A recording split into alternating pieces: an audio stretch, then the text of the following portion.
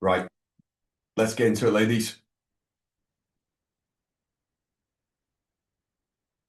So, cortisol, what it's really doing to you. So, this is definitely the stress hormone that everyone blames, but almost nobody actually understands it and definitely doesn't understand how to control it and why actually it's not all negative. Okay, so we're going to go through that tonight. So, let's clear it up what exactly cortisol is. So, like I said, it does get blamed for everything: weight gain, bad sleep, bad moods, bad results. And, most of that is absolutely correct. Okay, but some of it isn't. So, what it actually is, so cortisol is made by your adrenal glands and released whenever your brain decides that you are under threat. Okay, it's not a new thing. It's from ancient times, literally caveman times. Okay, the same system that our kind of ancestors used to escape being slaughtered to death. All right, but the problem is our brains have not caught up to the fact that like general life, receiving a shitty email, falling out with someone, aren't lions trying to kill us. So we're going to try and fix that tonight. Okay. So why cortisol isn't quite the villain. Cortisol is the reason why we actually wake up and get out of bed. It regulates blood sugar, it controls inflammation. Without it, we are fucked. Okay. So the morning cortisol spike is what gets you out of bed and ready to function. Like I said, it regulates our blood sugar, so it keeps our energy levels stable and available throughout the day.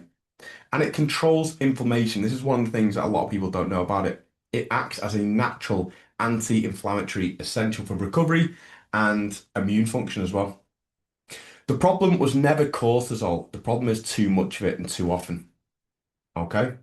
Like a lot of things, okay, there's a lot of things that aren't bad for us unless it's in excessive amounts and continuous excessive amounts, just like general stress. Okay. So cortisol runs on a clock. It's high in the morning, low at night. That curve is meant to happen. It's supposed to be there. It's when the curve breaks that things start going a bit tipped up. Okay. So you get your morning spike, and like I said, that gets you out of bed. It sharpens our focus. It gets us ready for whatever, the challenges the day's going to hold for us. And then throughout the day, we have a bit of a steady drop. Okay. So that steady drop, this little curve here, that is to sustain energy through the day. We still need a certain amount of cortisol to sustain energy. And then towards nighttime, okay, it relaxes, it deepens, okay, which allows us to fall asleep. Okay. Very simple stuff. The thing is that chronic stress doesn't let it drop. Okay. When we're under chronic stress, we are unable to allow it to drop. It could be work, money, relationships, poor sleep, undereating, overtraining. Your body reads all of that in the exact same way. It can't differentiate between the those different ones, okay? As a threat. So it keeps the tap running all day, every day. Who here feels like some days they are just absolutely flooded with cortisol? They are just on edge, stressed, irritable because you've got a lot of shit going on, a lot of spinning plates, a lot of things that are getting to you mentally. Okay, like we mentioned on the previous slide, it's not always mental. It could be undereating, could be overtraining, lack of sleep. But for the majority of us, yeah, lack of sleep to be gone. But for the majority of us, it's outside noise. Okay, it's our everyday stressful lives. Steph, you agree with that? Yeah. So, what chronically high cortisol does to us? This is why we need to manage our cortisol, okay? So firstly, let's talk about our body. It stores fat around our midsection. That's got to be one of the worst ones, hasn't it? It breaks down muscle tissue for energy. Terrible. Spikes blood sugar and drives cravings, which again will not help storing body fat around the midsection. It wrecks sleep quality and it suppresses and affects in a negative manner our immune system. So when we are under chronic cortisol levels and chronic stress, that's how it affects our body. And if it's affecting our body, it's going to affect our life, right? So shorter fuse, snapping at people who don't deserve it. Anxious and wired, but permanently exhausted. Who's ever experienced that? That's a big one for a lot of people, right? Feeling anxious and wired, but feeling tired and exhausted in the same kind of manner. We make bad decisions when we're stressed because we're stuck in threat mode. So we can be very reactive. We're less patient for the people who, matter most to us.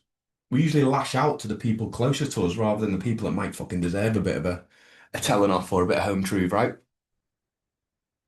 So this chronic high stress levels and chronic high cortisol does a right little number on us, not just mentally, but physically. Okay. So where it hits your results hardest. So firstly, plateaus. You stop progressing even when the plan is right.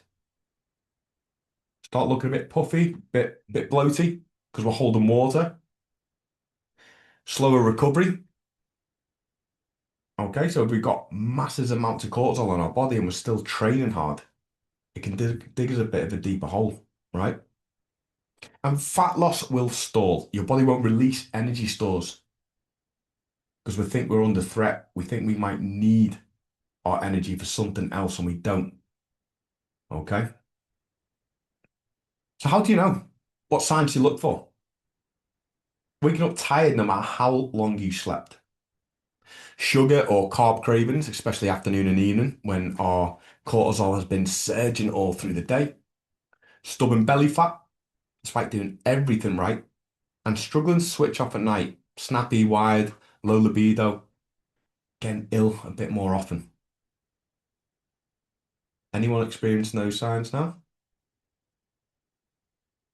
So let's do it. How to control this. Sleep. It's always going to be the most important one. Non-negotiable, same time, as many nights as we can through the week. Everything else will circle around this one. Get morning light. At this time of year, we should be making the most of this. Vitamin D in the morning. 10 minutes outside sets your cortisol clock properly for the whole day.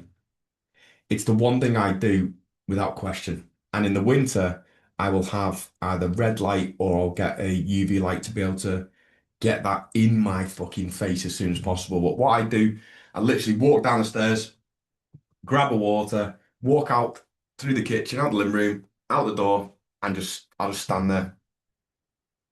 Okay? I'll get dressed first, otherwise neighbours will be calling the police. So get morning light. We're eating enough. Oh. So yeah, making sure that we are eating enough. Under eating is a stressor. Your body doesn't know the difference between a diet and a famine. Okay? So if you're not intaking enough calories, your body will start kind of fighting back. And to move the right kind though, chronic hard cardio adds stress. Strength training and walking calm the system down. I mean, I don't think I've got anyone in here doing any kind of hard cardio because it's just shit. For the body, it's so taxing on the body. But strength training is the one. Build in recovery. Remember that rest days are not like an optional, they're not a luxury. They are part of the plan, part of the system, part of the journey. Okay? And structure your day. Uncertainty is a stressor. Structure removes it. So follow your plan. Okay? So sleep first, get your morning light, 10 minutes minimum, as soon as you can, as soon as you wake up. Make sure we're eating enough and we're not going long periods of time without food. Making sure that we are maintaining our strength training and keeping our walking high. Making sure that we are scheduling in recovery days, which again, your program would already do that. And making sure that we follow through the structure of our program. Okay? Really important. Who's watching now? Out of them six, which ones do you need to do more of or need to implement, do you think? Which one's sticking out to you now that you think, you know what? Yeah, I need to do that. I could get up and get a bit of daylight in the morning, a bit more. Which one is it? So remember, you can't outtrain a nervous system that never gets to switch off. Okay, there's a time and place to train through stress. So when I'm stressed, I'm feeling a bit, ugh, I, heavily rely on my training. I'll go and lift some weights, but it's making sure that you know when is the right time. Because sometimes a gentle walk outside, fresh air, in nature, is going to be far more beneficial than lifting more weights. Okay. Now, here's the twist. A hard set, a sprint, a big presentation, that short cortisol spike sharpens focus, mobilizes energy, and gets you through it. Acute cortisol, the short, sharp burst, it's a tool. Chronic cortisol, the constant drip, is what breaks you down. Okay, so remember, there's a very positive part of cortisol release and a very negative one. The positive one is that instant burst. When you've got something coming up, when you're about to push hard into a set and your body releases that cortisol to keep you sharp, keep you in tune. But we're constantly allowing cortisol to drip into our body. That is when we run into trouble. Okay? And it was never about eliminating stress. We can't. And honestly, you wouldn't want to. This is about managing the rhythm of cortisol. Hard when you need to push, properly recovered when you need to rest. Okay? So remember the two types of cortisol, acute and chronic. Acute is good for us, sharpens us, mobilizes energy, makes us better. Chronic cortisol breaks down muscles, stores fat loss, and wrecks sleep and mood.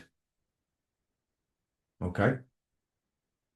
And remember, this is kind of coaching advice and coaching education, not medicinal. If you have a diagnosed hormonal or adrenal condition, make sure you speak to your doctor, okay, before making any kind of impactful changes. That's really important as well. So structure, sleep, recovery, support. That's how you keep cortisol working for you instead of against you. And it is built into all of your plan. So sleep, same time, as many nights through the week as you can. That will be the foundation for everything. That's what holds everything together. Making sure that we follow through with structure. Predictability removes uncertainty and definitely lowers decision fatigue, which is a hidden stressor. Constantly having to forward think, constantly having to make decisions all day. Okay? Follow through with your structure. Recovery. Again, rest days are part of the plan, not a break from it. And essentially, recovery days and rest days, I hate rest days. I never know what to do. Obviously, get my steps in, focus on my food, but it's the difficult at times. But again, the rest days are essentially when your results happen. That is when your body regenerates, repairs muscle cells. As it's repairing muscle cells, it's going to be using fat cells as energy to be able to do that. So, they are massively part of the results and the support. Okay. Coaching that accounts for your whole system, not just for your training. And to give an example, so I've had two calls with two of our clients and members today. And both of these clients have definitely been going through chronic cortisol. Um, they've definitely been going through the mill a bit in their personal lives.